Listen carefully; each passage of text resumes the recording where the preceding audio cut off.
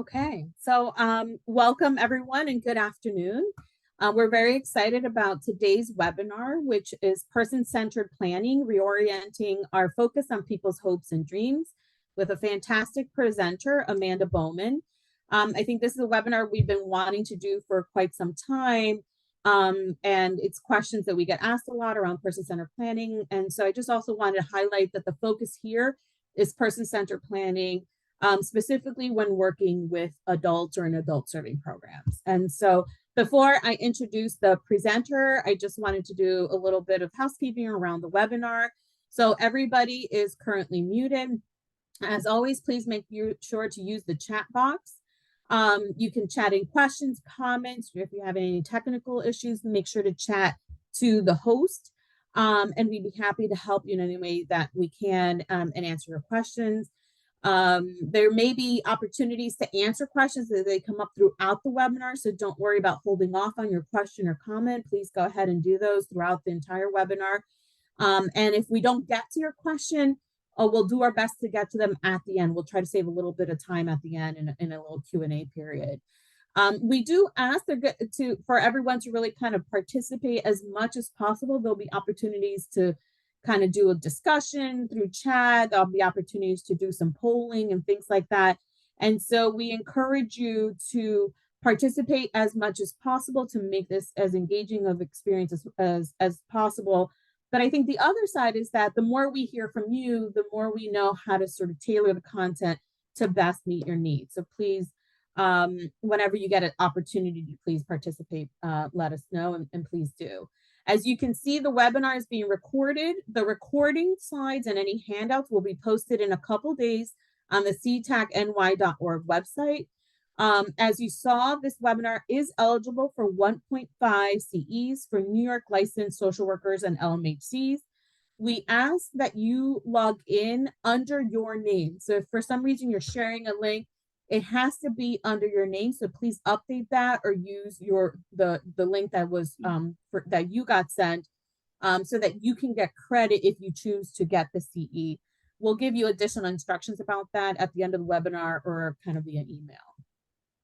Well, there'll also be a feedback survey at the end, so we'll encourage you to kind of share your thoughts about the webinar as well as future trainings that you'd be interested in receiving. So we'll send that via the chat towards the end of the webinar. So I just wanted to introduce our fantastic presenter, Amanda Bowman. Bowman is a social worker using her clinical field experience and her lived experience with mental health challenges to promote person-centered practices. She has a background in direct social work practice and administrative leadership within the public mental health system. She served as a Recovery Institute director of Via Hope, where she oversaw the development and the delivery of organizational change programs, which included statewide initiatives to support the implementation of person-centered planning, peer support services, and trauma responsive work.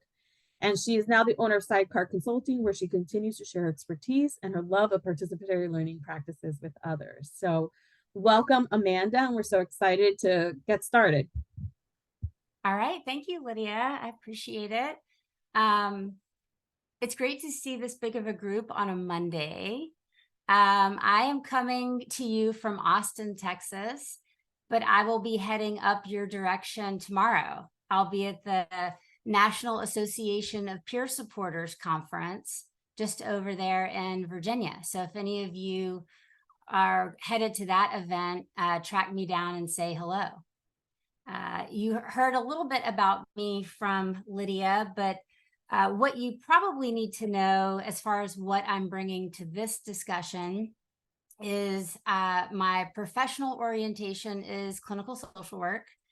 I've been doing consulting and training and systems change work for the past 10 years. My passion is giving voice to people with lived experience. I am a person with a life disruption due to mental health challenges myself. I am not a professional peer specialist or peer provider, but I do a lot of training and implementation support around peer programs. So that's sort of my orientation, and you might hear some of that come out in some of the examples today around person-centered planning. And I just have to say that this is an incredibly rich topic. And so 90 minutes is painful. It is painfully short to address this topic. And Lydia and Connor have been really, really supportive in picking and choosing the content that we think will be most meaningful within a short amount of time and most applicable to all of your work and your roles. And so I do just want to echo, please speak up by chat, or if you've got a question, we've got some polls set up to get your feedback and some opportunities for you to apply some of this content to the work that you're doing, supporting people. And I also just want to say thank you for the important work that you're doing in your community. Much of the content that I'll be going over in this session are things that you already do, you already know, is inherent to your work, and probably what drew you to this field to begin with. So that's important to acknowledge. But maybe you'll be hearing some things in a new way, or maybe getting you back in touch with some things that you know kind of in your core, but maybe in my situation, the system that I was working within had sort of conditioned me away from over time. So maybe this hopefully in a way will be restorative and kind of giving you credit for some of the great work that you're already doing. So here are our official learning objectives, and I'll run through these really quickly. The first one is being able to name 2 principles of what we call a recovery-oriented model compared to that of a more traditional or like medical model approach. And a medical model or traditional approach is not person-centered. The second one is being able to identify 3 qualities of a goal, and a goal that really effectively serves as motivation in somebody's recovery process. So a goal that really taps into the person's motivation. The third one is describe 2 reasons for identifying both personal action steps as well as professional services during the planning process. And the fourth one is explain how an action step by an actual person that you're supporting is expected to result in a real life benefit that can be observed in the near future. And this is something that you might be calling an objective on a plan, but if not, you can put that word aside for now, but really just looking at outcomes. So those are our objectives for this session. This 90-minute session has 4 sections or 4 main topics. So this is what you can expect us to cover. The first section is really about values and principles. And most of this section is going to be covered by a series of videos of people with lived experience speaking from their story. The second section is on goals and really reorienting how we think about goals and supporting people to identify what they want. Emphasis on the word want. The third section is the importance of personal action steps. So not just clinical services, but personal action steps. And then the fourth section, again, is on those outcomes, the real life results or benefits to people in recovery. So that's where we're headed. And this is just something I want to point out as we talk a lot about increasing quality standards based on what people in recovery need. And we also talk a lot about what the system needs, what your program demands, what the agency needs. we also have to consider what the people working within the system, what we need. So anytime we're discussing a new practice or a new standard, I want to be really clear that it's not going to work unless we can simultaneously address all three of these things at the same time. So we're part of the equation. In my work implementing different practices across Texas mainly, but also nationally, what I have found to be the biggest barrier is burnout and issues with staff wellness, staff retention, and things like that. So I don't want to spend 90 minutes talking about increasing standards and not acknowledge that many of us are burned out and have high caseloads and, are lacking resources that we need to support people. So before we move on, I just wanted to acknowledge that we're an important part of this equation. And so it's got to work for us too. Laura Vandernoot-Lipsky, who wrote Trauma Stewardship, which is one of my favorite books on supporting people who work in trauma-exposed environments.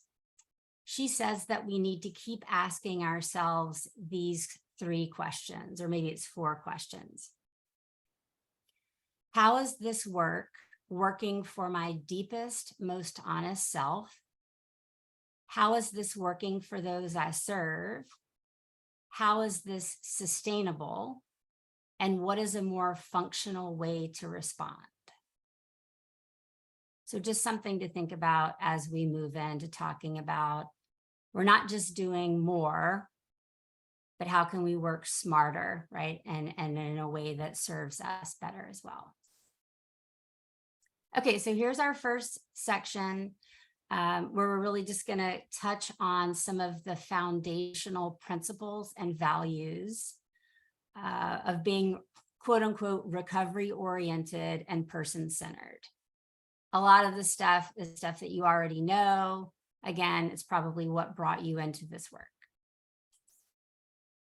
So here's a really basic starter question to acknowledge the wisdom of the group that showed up here today on a Monday during your lunch break, probably. And please continue to eat your sandwiches and do whatever you need to do to take care of yourself here during your break. We're going to ask you to click on a link that's going to take you over to a quick little poll. We're going to drop that in the chat. We're going to invite you to think about what comes to mind when you think about wellness and mental health recovery. And so this should take you over to another tab online. There it is. Do you all see it? I'm going to stop sharing my screen now. And you can type in that box, whatever comes to mind. It can be a short phrase, it can be one word, and you can continue entering in different words. And if you have the Zoom window open, you will see that the group is creating in real time a word cloud. And so we're just going to spend a couple of minutes creating a word cloud of the associations that come up when you think about wellness and mental health recovery. And if you have trouble getting over to the link, you can drop some words into the chat box. I see some people are doing that, and that's just fine as well.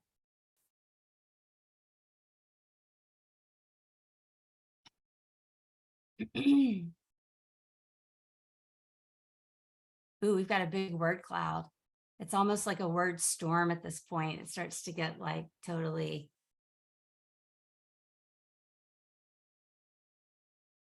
So I don't know if you all can, if you have the Zoom window up as well, It looks like the word peace is currently winning.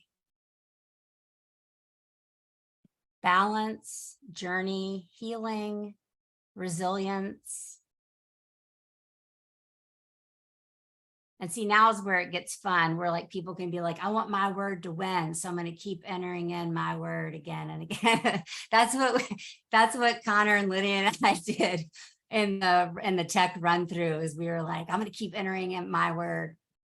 So we'll just give it another couple seconds here. We're already. And so I'll invite you, if you went away from the Zoom window, I'll invite you to come back to the Zoom screen and check out our word storm here. And we'll probably pause the poll everywhere here in just a second. So we got quite a few themes that came out. Balance, journey, healing, and peace. Great, thank you for doing that. And I'm also seeing quite a few great themes in the chat box as well. Things like compassion, perseverance, spirituality, self-care, relationships, mutual support. This is great. All right. Well, let's pause there. Thank you for participating. That was a great way to get started. Okay, I'm going to go back to sharing my slides.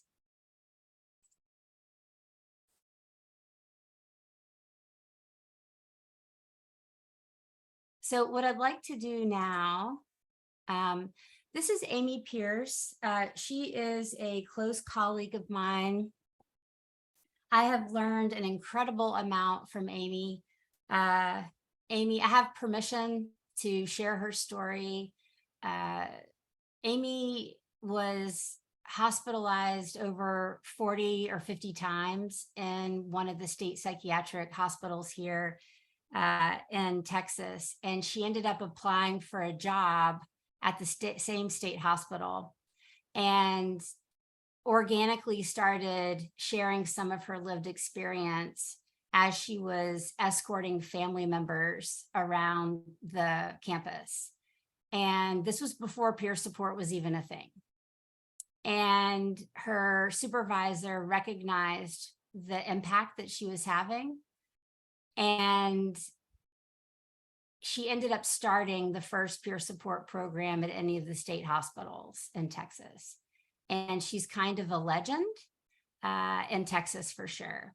And so I just like to share her recovery story. It's a little over 4 minutes long. And I think that you'll hear many of the themes that you all shared in our word cloud in Amy's story. So grab your popcorn. Here we go. My name is Amy, and I'd like to share with you the journey of my recovery. I actually had a diagnosis of a mental illness at a very young age, so I don't remember life before it. My first hospitalization happened my junior year in high school, and it was at this time where I really felt the impact of the illness and the stigma. I went off to college at Texas Tech, and while there, life really hit a point where the despair became overwhelming, and I didn't know what to do or where to turn. And some friends of mine there actually helped me get to a place in Buffalo Gap, Texas, a treatment center. And it was once I ended up at that treatment center that for the first time in a long time, I actually felt heard. I felt that someone saw me, Amy, not the illness. And it meant the world to me. But even with that, and even with that individual standing up for me, the impact of the illness actually became too much. And I ended up being hospitalized again in another city. And it was during this time, during this hospitalization, that life really started slipping away, that I really started getting lost in the darkness. And I was told all the things I would never do in my life, never accomplish because of the illness. And eventually I gave up. I had been hospitalized between 40 and 50 times at my last hospitalization. But it was during that last hospitalization that everything changed. Because the first thing that happened during that last hospitalization is that the doctor, the psychiatrist there, sat me in her office, and what she said to me was that she believed that I could get better. She said it was going to be the hardest thing I ever did in my life, but that I could get better. And that was the first time since the time at Buffalo Gap, Texas, that someone believed in me. And it was in that moment that I started seeing glimpses of a future. Didn't know what it looked like, didn't know how to get there, but I started seeing glimpses. And it was situation after situation, individual after individual, building me up, believing in me, that allowed me to kind of take the steps out of the hole that I was in. Many things happened during that year that I'll never forget, but probably one of the most impactful things was a conversation I had with a psychologist. And what she did was she just very simply asked me what my hopes and dreams were. And I couldn't tell her, because I was so used to living a life without hopes and dreams, a life that I never saw any possibility of living, that I had never thought of it. And I started crying. And it was in those moments, though, that things really changed. And for the first time, I started seeing life as being possible. I started talking about wanting to have a job and go back to work, and I wanted to have a family and live on my own. I created this dreams list where on it was I wanted to be a productive citizen. I wanted to travel, go to Hawaii, Washington, D.C., all these things. And each time I came up with something, it was like a little bit of life was breathed in me.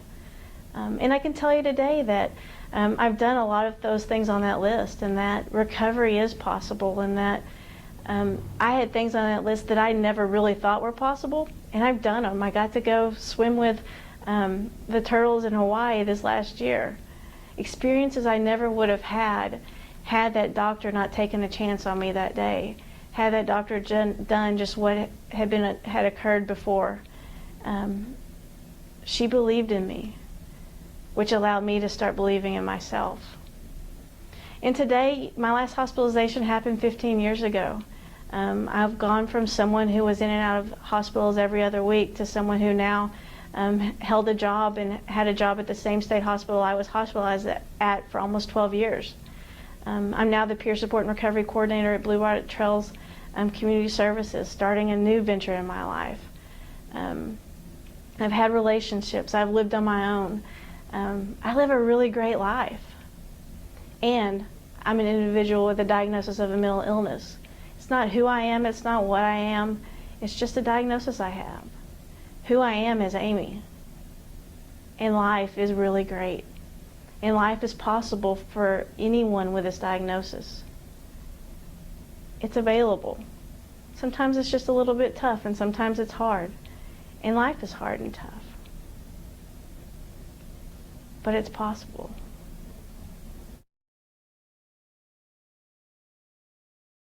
I never get tired of hearing her story.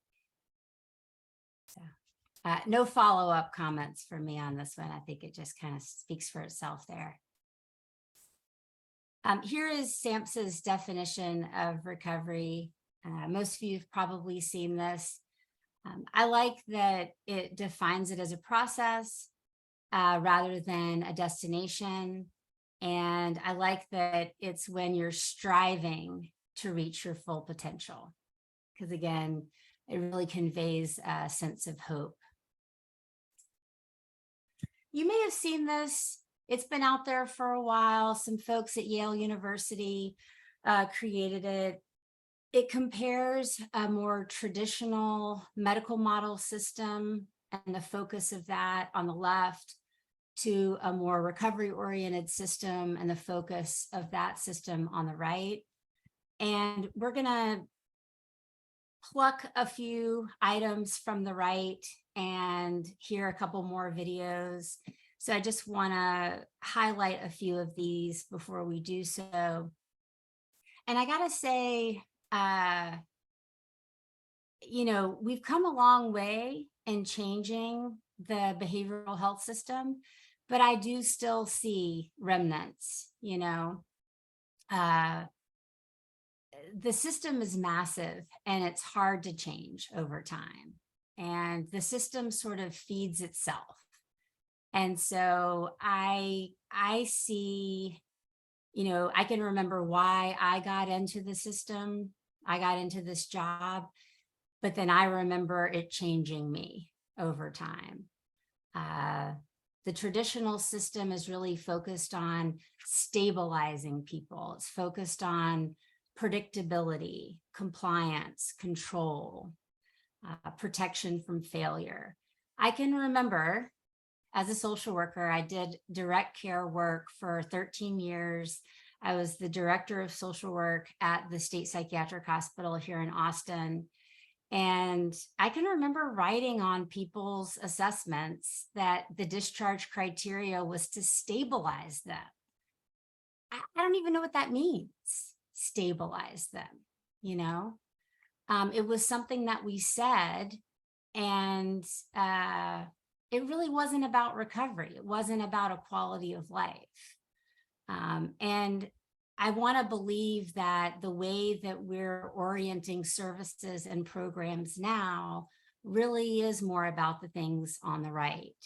Hope for the future, choice, partnership between providers that do inherently have much more power than the people that are receiving services, a focus on high expectations and risk. And we'll talk a little bit more about risk. Here are the recovery-oriented, person-centered principles that I'd like to highlight in this section before we move on. The role of relationships and community, choice and partnership, and the inherent role of risk in recovery and growth. And as I said before, there's a little bit of didactic, but for the most part, I just wanted to highlight these values and principles with a series of videos of people talking about their recovery and their lived experience. So relationships and community.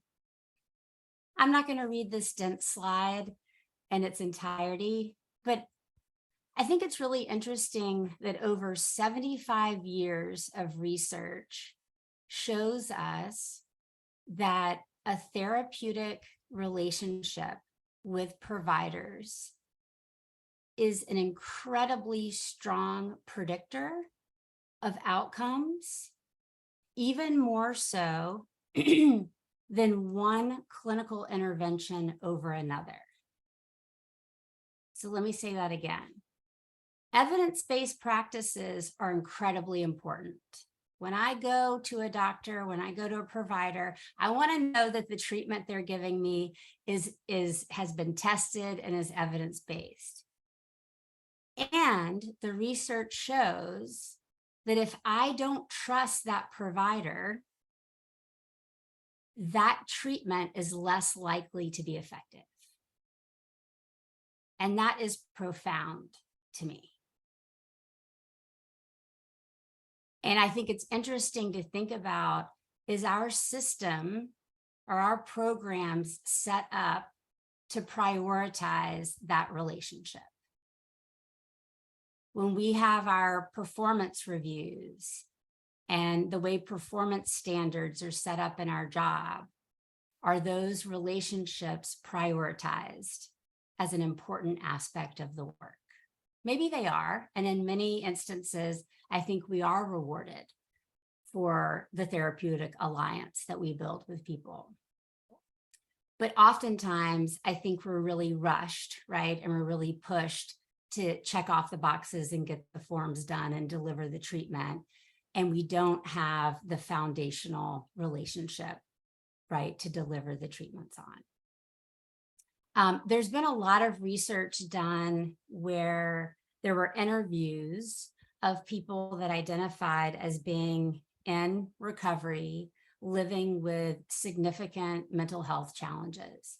And when they were asked to think back over the many, many different experiences that they had had with services and treatment, the predominant themes of those interviews, when they were asked, what was it that really helped you achieve recovery,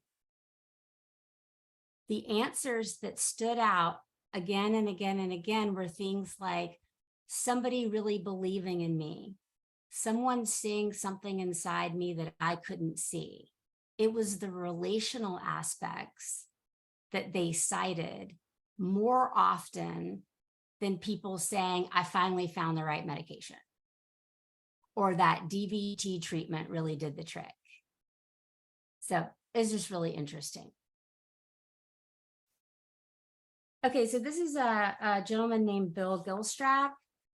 He is also a rock star in our local recovery community, and he is talking about the role of relationships and community connection. I'm convinced that recovery happens in relationship to other people. As long as I was living in the woods with a possum that followed me around like a dog, I was kind of trapped in my internal monologue. And I didn't start to get better until I achieved what we might call a therapeutic alliance with another person, and we began to have a heart-to-heart dialogue. And that's what brought me out, and that's what helped me to realize that I could step up and take responsibility for my life and have the outcomes that were important to me. As I moved into recovery, what that began to mean for me was that I could be connected to a community. The folks at the bank would say, "Hi, Mr. Gilstrap, how are you today?" I could sing in the church choir. I could go to the library. I could live in a regular house and drive a regular car and really be part of a community. And I got to choose that community.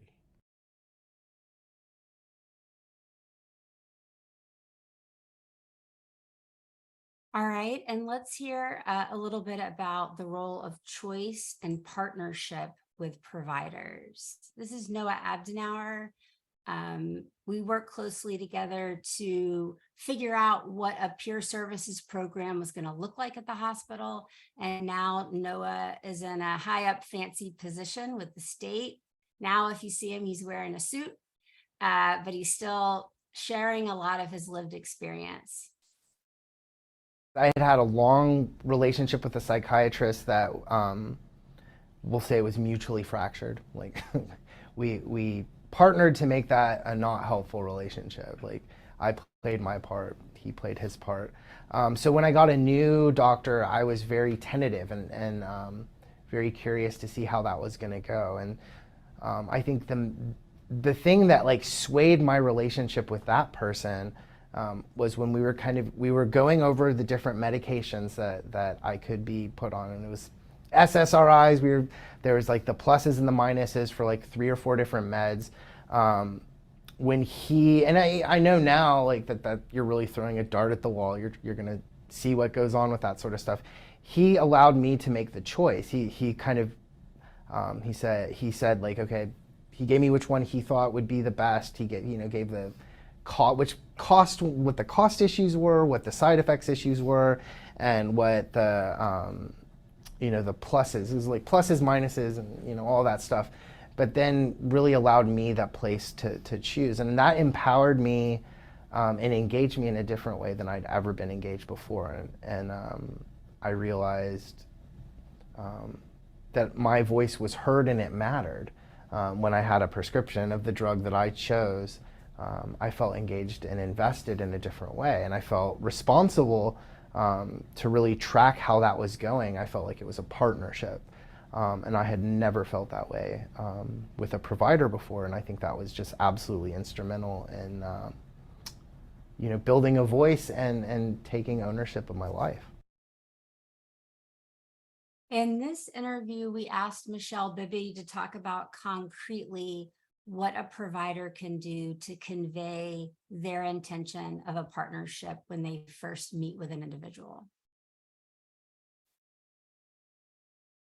I think in a recovery-oriented system that should be driven by the people who have lived experience, in that initial meeting that a clinician has with the person that they are to provide services, if the clinician approached that initial conversation from a different mindset, and they said to me, can you tell me about yourself, and how can I partner with you to ensure that you receive the best services and the best care that you want to receive? Then I think that completely flips the power differential, and it gives me the opportunity to talk about the things that are important to me, and that's what I desire in my relationships with providers.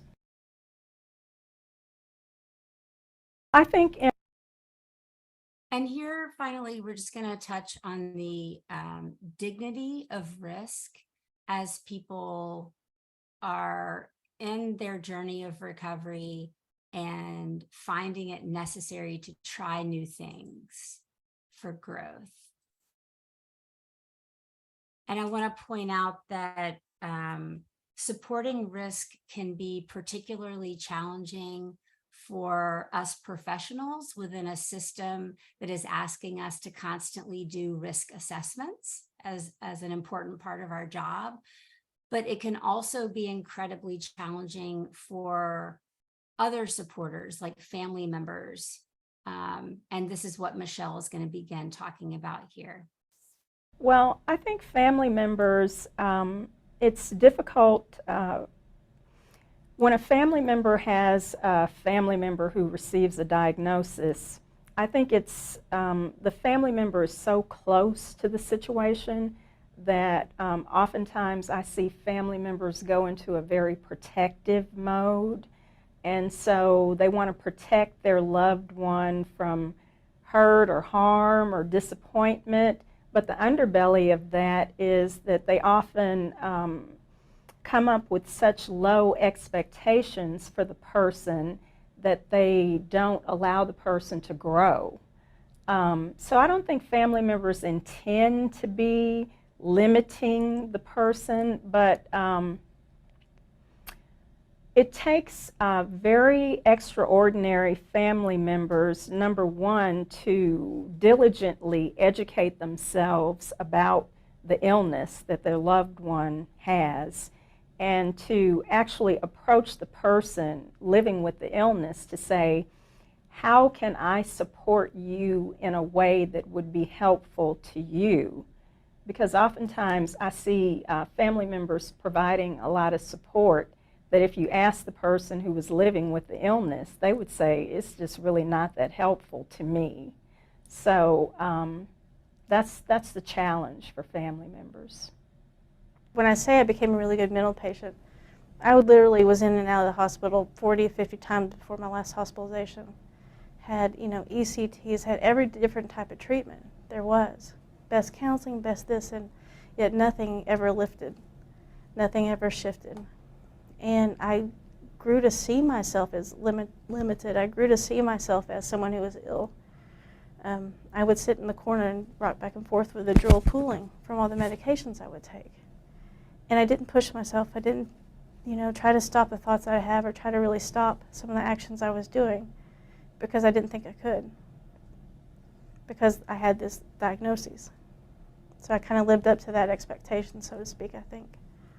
And some people eventually helped me get into the Student Health Center, and they were very kind, and they talked to me a lot, did their little thing for a couple of days.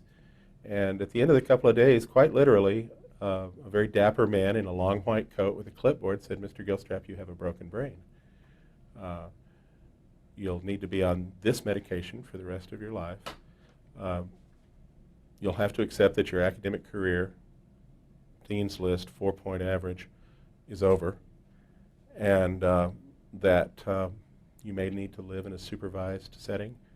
And if you're able to work at all, it'll have to be very low stress and very limited in duration." So these were the expectations that he created for me. And I think that's a subtle form of discrimination because I bought into some of that. I let my self-identity become bound up to those ideas. And it took me several years to shake it off.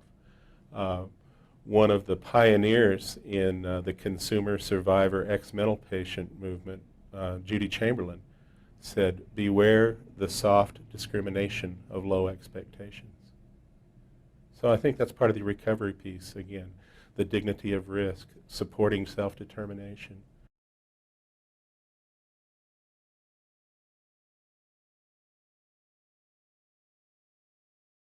So as we move into talking about supporting people to identify what they want their life to look like,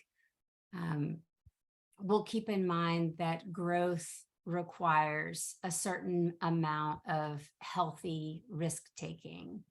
And oftentimes we as human beings have to fail forward as a part of learning, right? So let's talk a little bit about goals. And man, the word goal, it gets used a lot. And oftentimes when I think about the kind of life I want and being hopeful, the word goal, it doesn't resonate with me.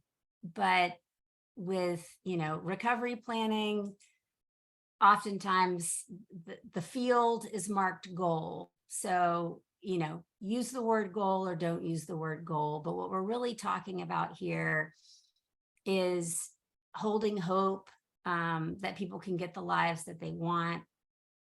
My elevator pitch definition for person-centered recovery planning has always been, we can't know what a person needs until we first understand what it is that they want. So before we start doing assessments and talking about needs, I need to have an understanding of what somebody wants.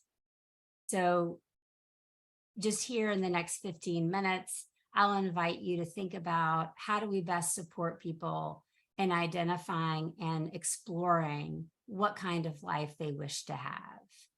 And then, of course, part of your job is to work with individuals in translating that into some sort of goal statement, vision statement. And the takeaway from this section is really, how do we support people in identifying what they want to move toward? Because movement toward is really the key for goals. Many of you may have seen this important to versus important for list. It is kind of a cornerstone in person-centered thinking, if you've taken that training. So important for are those like, you really should do this. They don't give you the warm and fuzzies. They're still important. These are things like basic health and safety, harm reduction, legal obligations. We can't ignore the important for things, but they don't make you feel great. They're not really your source of motivation and inspiration. The important to items, these are the kind of things that you want on your goals list. Meaningful relationships, valued social roles, freedom to make choices, things that reflect your culture and your personal preferences. So important to versus important for. Goals and recovery vision statements, we really want that to fall into the left-hand category, the important to. In a person-centered recovery planning model, goals really are owned by the person in recovery. It reflects their motivation for why they get up in the morning. And the person's vision of recovery or their goal really should guide our actions as professionals and supporters. Goals should also be beyond the system. Right? So it's not about staying out of the hospital. It's not about taking medication. It's about their life in the community. Here's some sample goals or vision statements that reflect those important to things, right? I want to get my kids back. I want to be a mechanic. I want a girlfriend. I want to have my own place to live. I want to swim with the turtles in Hawaii. That was from Amy's story. here are some goals or vision statements that I might say are still in development. Stay out of jail. Remember to take my meds. Reduce aggressive behavior. Attend all therapy groups for the next 3 months. Complete the conditions of my parole. Be able to stay out of the hospital for a year. Comply with services, right? These are things that might be important, but again, they're not necessarily things that are the source of motivation. They're not what people are moving toward. Oftentimes, when you ask people what they want in their life, they start by telling you what they want to avoid.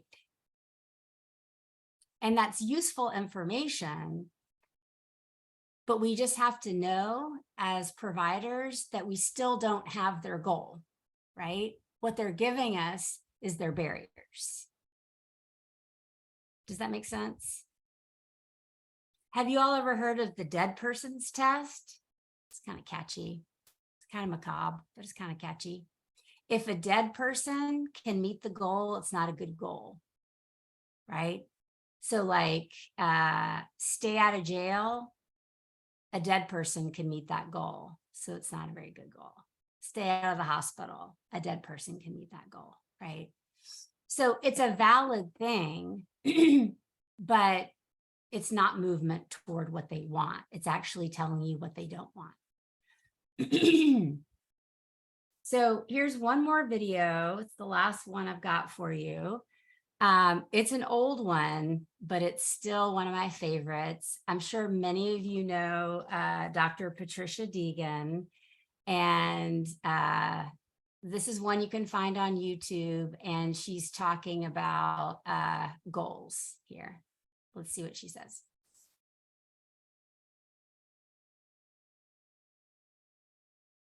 Very early into being in the hospital, literally within a day, I was diagnosed with schizophrenia, undifferentiated type, with paranoid features. And that became the diagnosis, and that diagnosis took on what I call a master status in terms of my identity. The fact that I was Pat, the fact that there were many aspects to who I was as a person became absolutely irrelevant once I held this label, this diagnosis. What mattered was that I was a quote-unquote schizophrenic. In other words, my humanity seemed to others to be quite secondary. So the fact that I had friends, the fact that I was a good athlete, none of this seemed to matter. It was like wearing a scarlet letter in big neon lights. This is a disease, not a person. This is a disorder, not a person. So he felt like he knew my future. He had read a generic textbook and simply applied it to the case in front of him. Schizophrenics don't recover, Pat Deegan won't recover. And it was that simple. And he urged me to go into a halfway house and to go on Social Security and to essentially retire from life. And then I remember having a thought, and I had never had this thought before, but the thought came to me, I'm going to become Dr. Deegan and change the mental health system so that no one ever gets hurt in it again. Wow, that thought had never come to me before. And yet, it held me with a power. It became for me what I call a survivor's mission. In my own understanding of it, I believe that I have been called by a power greater than myself to do the work that has become my life work. I do not tell that to psychiatrists or treatment teams when I meet them. Miss Deegan, if I had gone to the treatment team then, Miss Deegan, what is your goal for your treatment planning this year? Well, doctor, I have been called by God to change the mental health system so that no one ever gets hurt in it again. Delusions of grandeur. Up the haloperidol. So I kept this new dream, this new survivor's mission to myself. It became mine. it became something that around which I could organize my recovery. And I think that this is so important, that you can't organize a recovery around a vacuum. You can't organize recovery around nothingness. We need to organize our recovery around something that has meaning, something that has purpose, something that gives us a sense that I can begin to move. The driving belief in mental health centers that we will find better living through chemistry, we will find recovery in a pill. This is a myth. Swallowing pills does not make a recovery. You know, that those of us who are struggling with major mental disorders have a very different task in front of us than becoming good pill swallowers.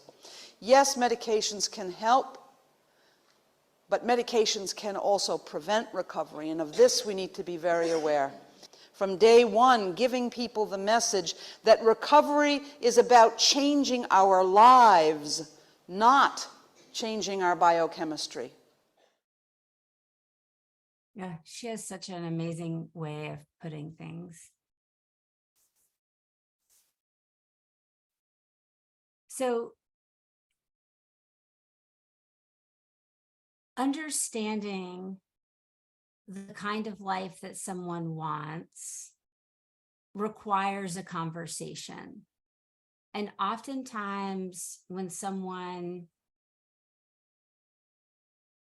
goes through the process of discovering or rediscovering and being able to communicate to us in a way that we can understand what kind of life they want, then we can assemble the services and supports of the programs available to wrap around that vision. And that is truly a person-centered planning process. That isn't always neat and predictable and pretty, right? Oftentimes our programs give us, you know, 1 or 2 meetings to get all of that in place. And I recognize that, you know, time is a factor in getting to know someone, building a relationship, and getting the information in order to have a plan that truly is person-centered. So again, I don't want to trivialize, you know, how complicated and complex relationships are and the process of planning is. We want to be really clear here that it's not our role to judge a person's motivation for change or the life that they want. It is our responsibility to seek understanding and to facilitate a conversation about their goal or goals that conveys respect and a genuine interest in what that person values, because it may not be what I value. And if I don't have that conversation, I don't know how to offer services and supports in support of the life that they want. Just to reiterate the conversation, and I'm going to go through this quickly to save us a little time here. Oftentimes when we initiate a conversation about goals with someone, you know, they may throw out something that we're not anticipating, right? It might be something like, I want to be a professional basketball player. Maybe the person is 4'11" and 65, 70 years old, right? Maybe their goal seems unrealistic to us. In a person-centered planning process, I would say that doesn't matter as much. We really need to get to the underneath of why. And so here we're demonstrating, as you start the conversation about what kind of life they want, you may need to think about how to perpetuate that conversation creatively so that you understand what kind of life they want. And so if you want to take a minute and think about, oh, I like that, Margaret. we are not dream killers, but we may be dream adjusters. That's interesting. How do you stick with the conversation about goals without quickly jumping to action? Because oftentimes I feel like as professionals, we want to get to the action, or we want to get to the, well, what's standing in your way, right? Well, how many times have you played basketball? And so the point here is to really deepen our understanding of what kind of life people want. So what you're invited to do here just on your own is think about, what would your follow-up question be if the individual that you're working with had each of these responses? So if they said, I want to be a professional basketball player, what might your follow-up question be to that in order to deepen your understanding of what kind of life they wanted? The next one is, I'll be able to stay out of the hospital. So that's a classic one, which is what we just talked about. It's not what they do want, it's what they don't want, right? And then the last one is meant to be kind of tricky because it looks really straightforward, but perhaps it's not. I want to go to college. So as you're thinking on your own of maybe some follow-up questions to these, I'm going to tell you a real quick story. We were doing a person-centered recovery planning training at a local provider agency, and we were talking about this topic of having conversations about goals. And a case manager said, yeah, I was working with a woman who said her goal was to go to college. And we worked for months, and we got her financial aid, and we got her student housing, and we got her signed up for classes. And a few months into the semester, I found out she wasn't showing up for any of the classes. And I said, oh my gosh, we've worked so hard and you're doing so well. Why aren't you showing up to the classes? Turns out the lady was not interested in getting a degree or actually showing up for any of the classes. She wanted friends. She had lived near a university years ago, and she wanted to go to college because she wanted that sense of identity, which, by the way, was my main motivation for going off to college, initially. And the case manager said, if we had only had more of a conversation about what she wanted to get out of college, we probably could have been a dream adjuster. I'll borrow from Margaret here, right? To really get at the root of what she wanted, and probably saved her lots of student loan debt and all this other stuff to really get her what she wanted. But I assumed that she wanted a job that required a college degree, and I want, So the takeaway here is really just to have the conversation and spend a little bit more time with people exploring what kind of life they really want, rather than quickly moving to, well, let's get you set up with services and right. And of course, there are many follow-up questions that you can ask people. My sample follow-up questions here are not the only right ones, but we're not going to spend too much time with this because we need to move on, but just exploring, hey, tell me more about that. What would you be doing if you weren't in the hospital a month from now, right? What would it mean to go to college for you? What do you think life as a professional basketball player is like? Stick with the conversation. See if you can find out more about them.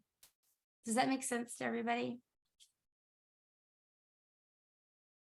I can't have everybody up on the screen, but I've got a pretty good sized Brady Bunch group here. So if I've got the 20 up on my screen nodding, then I feel like I can move on. Okay, so there are many different ways to look at the different components of recovery planning. Here's just one snapshot of how we might look at it. over time. So if you are speaking to someone about the life they want, AKA their goal, that's happening in the here and now. And you're also finding out their strengths and their barriers, right? Here's the life you want. Here's what's working for you. And here's what's getting in your way. I kind of think about that as the now. The next step are the actions they're going to take. And then what comes later are those benefits, the outcomes, the progress they're going to make.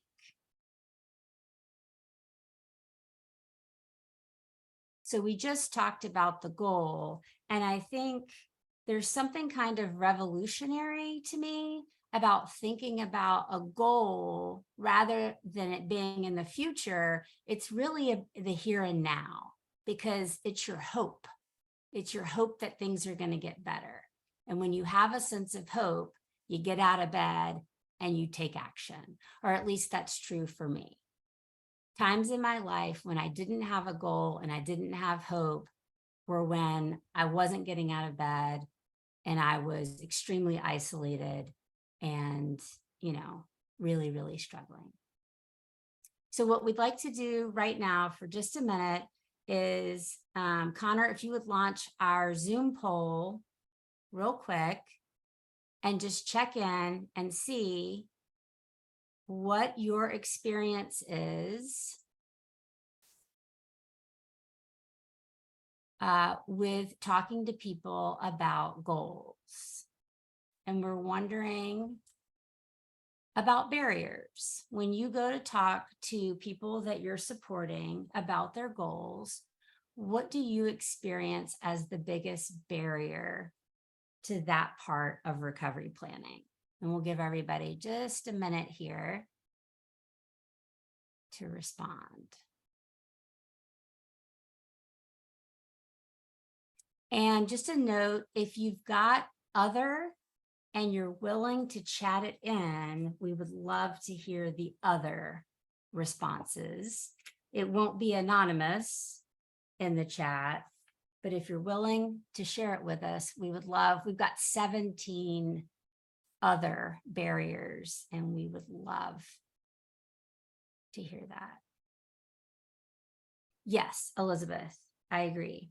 Many people are not sure what they want to accomplish, or maybe they're in that place that I just described, that I was once in, where I had lost touch with what I wanted because I felt hopeless. I had lost hope. And oftentimes, I would say then that becomes a major focus of services and supports.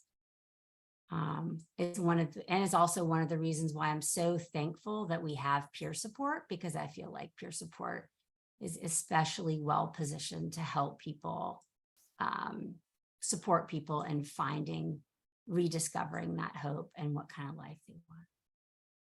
Okay, it looks like the responses are slowing down now. So if we want to share the results. And I just want to make one quick note here about our first answer, which is that people are too impaired or sick. So this is something that we often hear. We want to make it really clear that person-centered approach was developed and is especially useful when people are experiencing significant mental health challenges. It was especially useful with individuals living with intellectual and developmental disorders. When people have difficulty communicating to us what their needs are, I would say it's even more critical that we take a person-centered approach. That being said, the way that our programs and systems are set up, oftentimes we feel pressure to identify goals and get the planning done really quickly. And so I just want to acknowledge and honor that a lot of people feel pressure and unrealistic expectations to fill out the goals field more quickly than what is reasonable when they're supporting people that are experiencing significant, I try not to use symptoms. I try to use words like experiences. Does that make sense, what I'm saying? So oftentimes we'll just hear people say like, well, they're just too sick to do person-centered planning. And we want to make it really clear that we hold that that is not the case, and that it's even more important to take a person-centered approach when people are in the midst of some really, really significant experiences due to mental health challenges. And there are certain accommodations that are needed within programs or agencies in order to be able to do that. So, all right, thank you for responding to this. It gives us some information about also how to best support everybody. Did we already share it and then y'all had stopped sharing? I wasn't tracking that. But if you want to review any of the answers, feel free. I think time was the biggest, probably one of the big barriers, in addition to some of the other things you mentioned. And I think in some of the chatting for there seems to be a theme of maybe the participants were a little ambiguous with their goals or not being able to better define their goals. Time is obviously an issue. People not being ready to talk about goals. That seemed to be, there's a variety there, but that seemed to be a few that came up often. Yeah, absolutely. And again, we don't have a lot of time to go into this given our limited time session today, but I would say oftentimes when people aren't at a place to communicate what kind of life they want, that then I would say becomes the focus of services and supports over time, that they will identify that. So that's what I would put on the plan itself, is that we're going to be working with this person to identify that over time. Okay. The next part here is a really quick one. It's really simple, but it can have a huge impact on your work with people in recovery. And that is, we're required to include professional billable services, of course, but also including personal action steps as we support people in planning for their recovery is really, really critical. It adds value by focusing on what the person can do right now. Usually the personal action steps are free, non-invasive, and easy to access. It can also include action steps by natural supporters, family members, friends, neighbor, person at the post office, get creative. It's an opportunity to activate and bring in strengths that have been identified rather than just sitting there on an assessment. It's actually a way to be like, this is why we've talked about your strengths and how those strengths play out in your recovery process. It emphasizes the critical role that the person plays in their recovery, separate from the behavioral health system and professional providers. Ultimately, we're supporting people in becoming more independent from the system. We're not trying to foster dependence on us, right? Personal action steps shouldn't duplicate professional services, obviously, right? So we don't want to have on the plan, that the agency or the program is going to provide skills training groups. And then the personal action steps is that Joe's going to show up to the skills training groups, right? The personal action steps should include enough detail to convey the importance of the task and promote accountability, but they may not read like those professional services would, where you have to have all the details of the frequency and all that stuff for billing. Ideally, the personal action steps are listed right there on the service plans, on the recovery plans that are used for billing and reimbursement, because they're just as important. Here are a few examples of personal action steps. And if we can quickly launch the Zoom poll just to see how many of you are gathering and identifying personal action steps with the people that you're working with, we would love to get that information.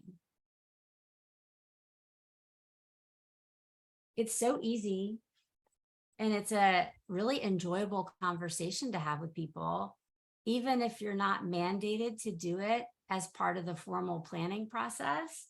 I feel like most of us do it just as like an icebreaker. Like, what are you doing this weekend? Did you enjoy going ice skating with your niece? Right? Like, it's kind of something that we just do. And it looks like many of you are doing it.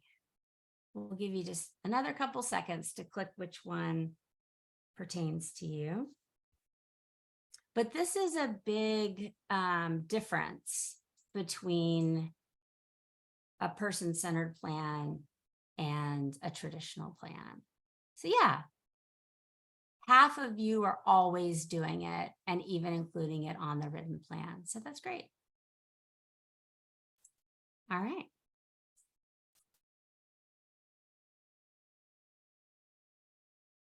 Okay, so we've talked about how a goal is unique in a person-centered plan. We've talked about the importance of personal action steps in addition to professional services.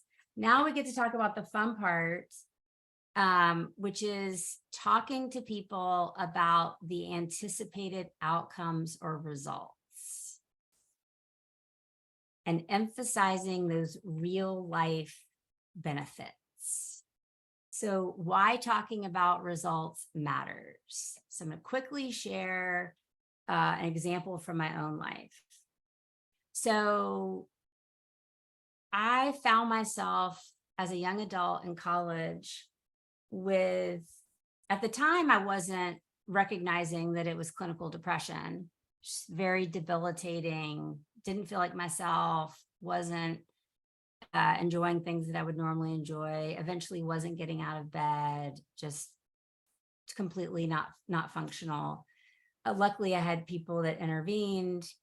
It was very helpful to name what was going on. Ended up in an inpatient program, was prescribed SSRI medication.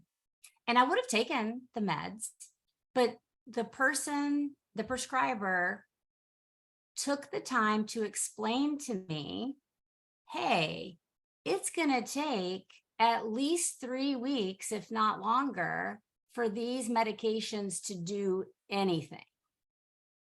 And the first thing you're going to notice is an increase in your energy, not your mood.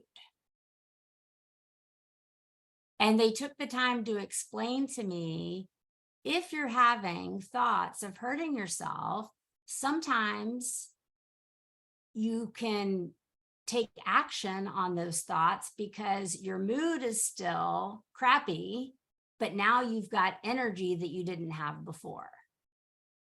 So I remember thinking, oh, wow, I'm really glad that you went over that with me. Step by step, you told me how that was going to show up in my life and what to actually expect from this pill, right, from this treatment. And so that's a very concrete example, but talking to people about how their life is going to feel different, how, it really, really matters, right? And so I think it also helps not just set expectations for people, but I think it also helps demonstrate the accountability that providers have when they are offering their services.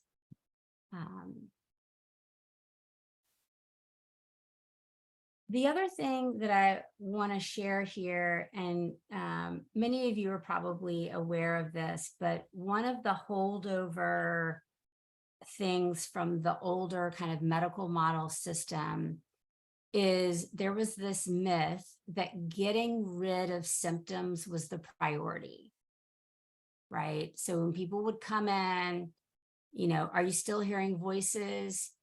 Yes, increase the meds. Are you still hearing voices now? Yes, increase the meds. And rather than asking people about the impact of those symptoms on their functioning. And that had a really, really detrimental effect on people over time. Specifically, many people were horribly, horribly over-medicated, right? In fact, sometimes people learn to live with symptoms rather than focus on getting rid of the symptoms altogether. So what we need to focus on is the functioning, how it's impacting their life rather than just the symptoms. Does that make sense? So it's not that we're not asking about those quote unquote symptoms or experiences, but we need to take it one step further and ask, how is this showing up in your life? Some people might call this medical necessity, and it might help you, like, you know, with the medical, you know, the MCOs, the managed care organizations, and get you more hospital days. But it also helps with the people in recovery because you're focused more on their quality of life than you are just on, you know, are they having this or that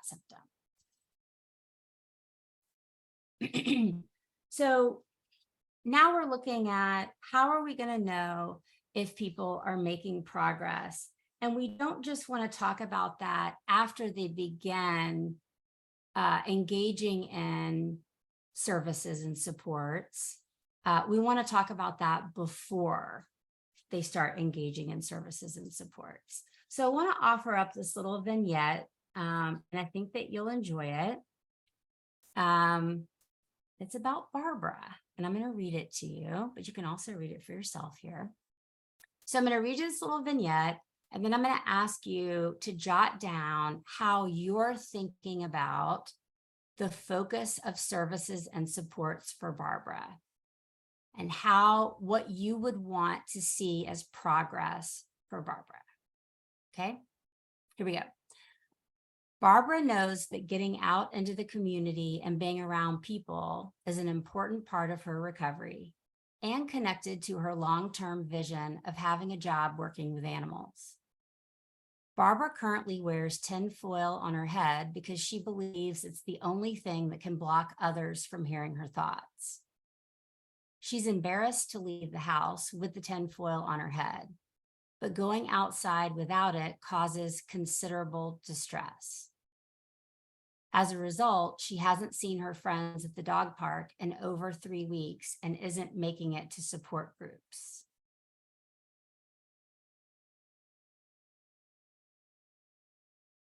So just take a minute. What type of meaningful change do you imagine Barbara would hope to see in the coming months?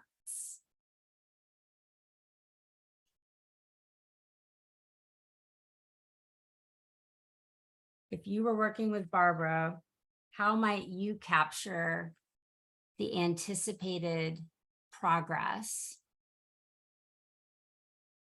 on the plan or in a progress note that you would share with Barbara? You were co-creating that with Barbara. What might you jot down?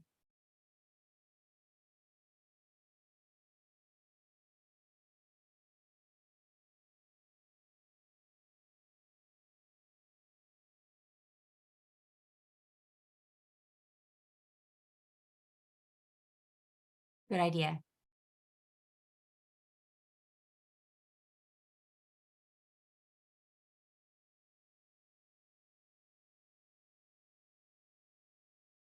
So Amanda, we have a few folks chatting in. Do you see those? Okay. I do. Yeah, so That's great. being able to connect with friends again, helping her connect with animals in the community, strategies for meeting with friends. Could she think about lining a scarf or hat with tinfoil so she feels better about going out? This is great. Okay. So, just want to use this example to compare a more traditional approach to a person-centered approach. How we think about the focus of services and supports impacts how we're going to be looking for progress. So in a more traditional approach, we might describe the barriers or the focus of services as paranoid delusions, lack of insight, poor compliance with group attendance. In a person-centered approach, we might describe it as distressing concerns related to feeling exposed and unsafe. She has difficulty leaving the house and she's disconnected from outside supports.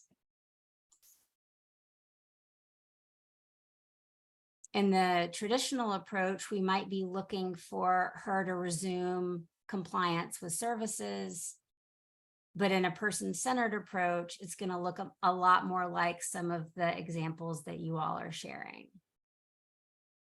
She'll be able to resume activities with her friends as the result of feeling safer in the community.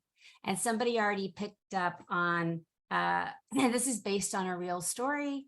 I have permission from Amy to share that this is based on Amy Pierce. And yes, Amy had a very person-centered case manager who did suggest putting tinfoil in a hat, and it did get Amy out into the community immediately. And when Amy is training with me, she usually wears a hat for the story to show everybody that she no longer needs the tinfoil in the hat. So I love the story. It really illustrates that when we're focused on people getting out back into their lives, rather than focused on symptoms, it's much more supportive. And that's really the person-centered approach. So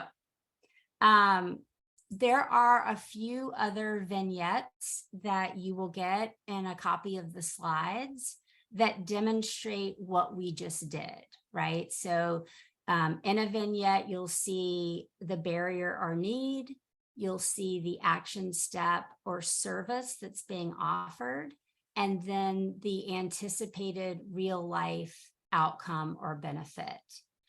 And you'll notice that what you end up with reads a lot like what you might call an objective, should you want to build your skills of writing an objective. And our last learning objective was, hopefully you can do this, or you're already doing it probably with people that you are serving. Another handout is basically just outlining what we just did. You take a barrier, you think about the action steps that you know are helpful to that person, and then you're identifying the outcomes that you expect to go along with that. We also are going to offer some additional resources that go along with some of this that might be helpful to you. But I want to pause and ask if there are any questions that came up for you as you apply some of this to your work. Thank you so much, Amanda. And so we do have a couple minutes and for maybe like a couple questions, if anybody would like some clarification on anything that Amanda shared, or if you want to just kind of comment, please go ahead and chat that in. I don't think we had any pending questions that really didn't get addressed. So, you're welcome to chat one in now. While we're doing that, we will, just as a reminder, the recording, the slides, Everything will get posted in the ctechny.org website. I think some of you may have had some technical difficulties logging on, so don't worry, you will have access to it on our website, as well as the materials that Amanda just shared as well. For those of you interested in getting the CE for New York Licensed Social Workers and LMHCs, the slides will have a couple instructions. So you'll be able to access that as well when you get when you look at the slides. Just wanted to see if there was any, Connor, do you see any question that came in on your end?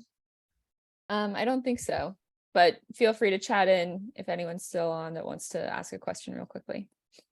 Yeah, Michelle had a good one about strengths-based perspectives. I think it's definitely consistent with what we're talking about here. In fact, in the 2-day version of this workshop, we do have a couple of slides on being strengths-based. I would say that that's another principle or value of the person-centered approach. Absolutely. And Amanda, if you can go to the last slide, so there is a feedback survey link in the chat. If we encourage you to please submit your feedback. Amanda, we can share with everyone or include on the slides also Amanda's contact information if you want to reach out to her directly. The 2-day, I think there was a question around the 2-day. That's something that I think Amanda does kind of separately. So you're welcome to reach out to her as well. And if you can go to the very last slide, Amanda, if you don't mind, I just want to make sure folks have the website URL. If not, we'll just share it in the chat box, ctechny.org. That's where you'll be able to find the recording and slides. Okay, so I don't see any other questions. I just wanted to thank everyone for taking the time to join us today. We hope this was a very kind of helpful presentation. We were hoping that it kind of focused a little bit on some of the common issues that come up with person-centered treatment planning. I want to thank you, Amanda, for taking the time to present and to talk with everybody who joined today. And look, we'll read your feedback. So if you had thoughts on additional topics or how you want to extend this conversation, please submit that to us either at our email ctech.info@nyu.edu or directly through the feedback survey. We can continue to work with Amanda and others to think about how to further the conversation. So thank you, everybody. And good to see many of you as well. Take care. Have a good rest of the day.